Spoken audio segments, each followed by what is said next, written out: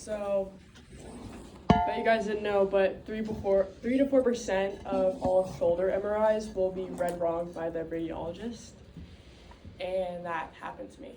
So it all started in the fall of 2024 when I came to school with a labrum tear in my left shoulder. It's my non-dominant arm. Did a bunch of physical therapy for it. Got a cortisone shot. Supposed to be all better. But I still had to go to our team doctors anyways to get cleared.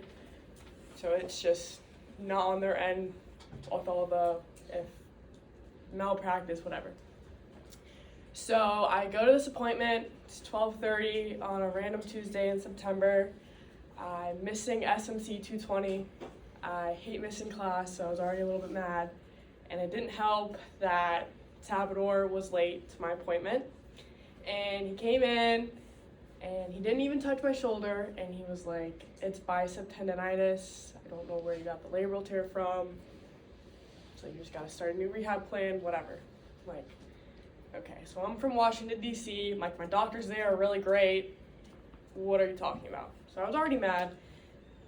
So fast forward 3 weeks later, I'm in practice. It's on October. It's a nice warmer day.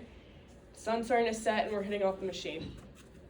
And I go and I take a swing and I get to about extension and I just feel the clunk and my shoulder's out. I'm like, here we go. So I go and I'm like moving it and I feel like it's somewhat back in place. So I step back in, take another swing, and it comes out again. And I go up to a pole near a dugout and I'm like moving it, and it finally goes back in. And we're hitting off the machine Tuesday and Wednesday after that Monday.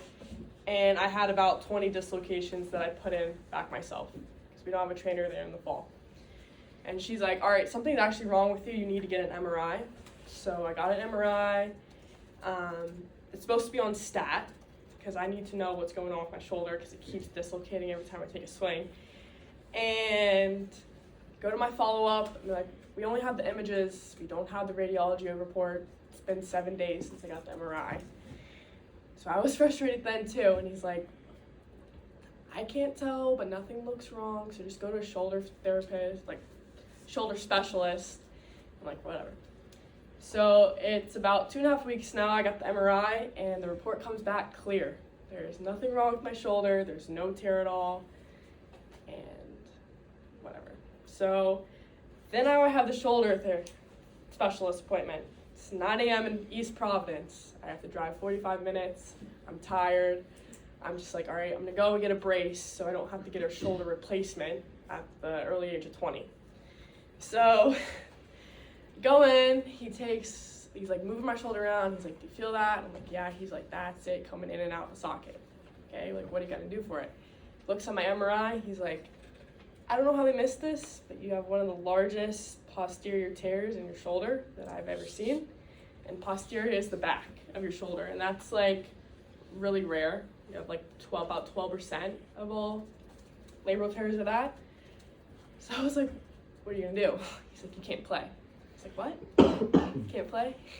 Serious?" And it's fall. I just finished fall ball, and I was lost. I'm 8 hours away from home. I'm at this appointment myself. Call my mom, and I'm like, "I need surgery." She's like, "What the hell? What's going on?" So like my doctor's talking to her on the phone, and we're trying to get the earliest surgery booked. I'm at a complete loss because I just had softball taken away from me. It was already a tough situation because we just got a coach a month earlier. I came to school with no coach with all this drama, and I was just trying to navigate it all. So I ended up getting surgery, gets all fixed, and I'm in a brace like this for 6 weeks. And I finally get my sutures out, and I'm lifting. I'm doing body movement stuff with my brace on. My teammates say I'm like looking like I'm hobbling, like I'm a pregnant lady trying to get off the floor. But I'm doing everything that I can to try to get back because I already know that it's just gonna be a long road to recovery. I was in physical therapy for 8 months, didn't get to start swinging for about 5, which is really, really tough for me. But thank God I was allowed to travel with my team. That was probably what saved me.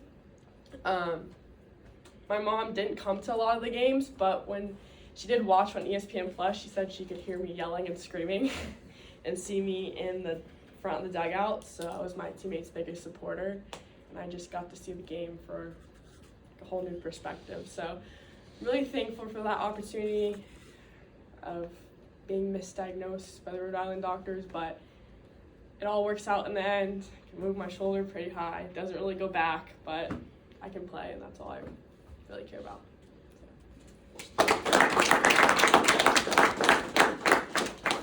Questions for Rylan? Yeah.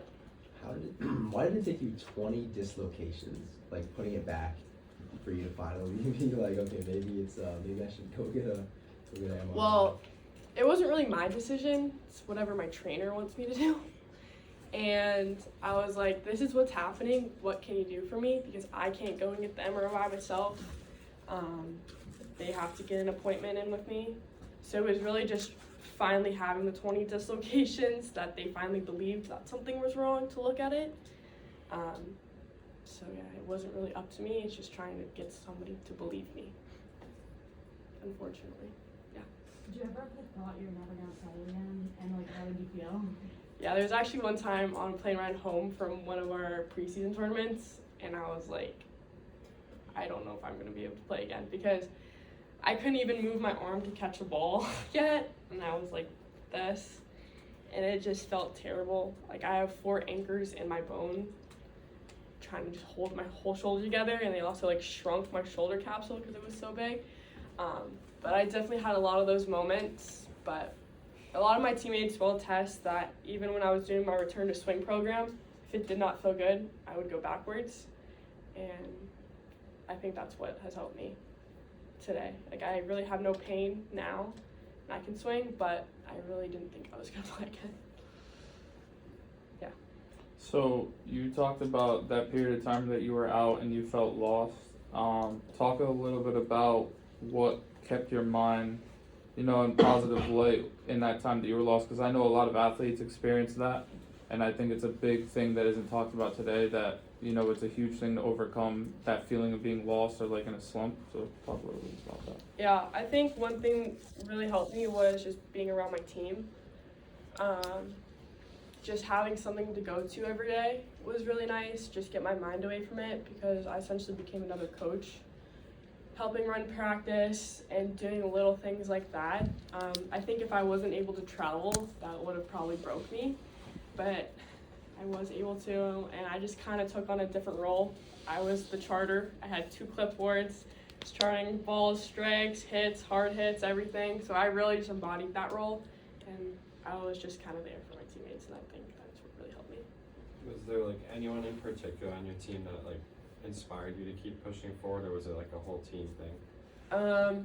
There was actually a freshman that came in that had the same surgery as me her sophomore year, and she just got it again. So that really helped me because she kind of went through the process as well. Some of my closest friends, like, they also have nagging injuries. Like, one girl, she has like 2 hip labral tears and everything, so we got to go to physical therapy together, and that just kind of helped me just keep looking forward to the next days.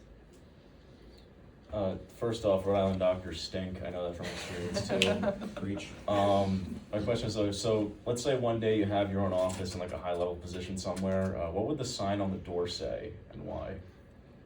Great question. I think that's something that really just has kept me going just through this and practice and everything, is there always will be tomorrow. There always will be a new opportunity, a next opportunity, even if it isn't what you want. I've always believed that everything happens for a reason, and yeah, there always will be tomorrow. What piece of advice would you give yourself prior to experiencing all of this?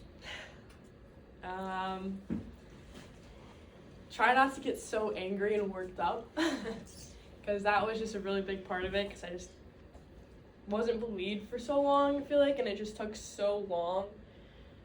And just to keep pushing, because you will end up in the right situation, in the right spot. I feel like even if I wasn't able to play again, I wouldn't do anything differently, because I embodied my role so well. So, But not to get so angry. Would you say that anger is your biggest weakness? yes. I do get worked up. Okay. But I think that can be also viewed as a strength. Mm-hmm. You can frame it as passionate, Yeah. passionate negatively and positively.